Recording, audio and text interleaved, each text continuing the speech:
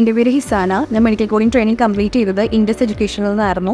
Licence അല്ലാത്തതുകൊണ്ട് തന്നെ കുറച്ച് പേടിയുണ്ടായിരുന്നു നമുക്കത് പഠിച്ചെടുക്കാൻ പറ്റുമോ എന്നുള്ളതൊക്കെ.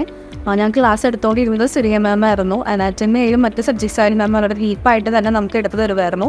ഡൗട്ട്സൊക്കെ അപ്പോൾ ക്ലിയർ ചെയ്ത് തരുമായിരുന്നു. അതുകൊണ്ട് തന്നെ CPC എക്സാം സർട്ടിഫൈഡ് ആകാൻ സാധിച്ചു. സർട്ടിഫൈഡ് ആയതിനു ശേഷം ഞങ്ങളുടെ സീരീസ് HR കുറച്ച് കമ്പനീസിലോട്ട് അയച്ചു കൊടുക്കുന്നുണ്ടായിരുന്നു. അവർ ഞങ്ങളെ കോൺടാക്ട് ചെയ്തു.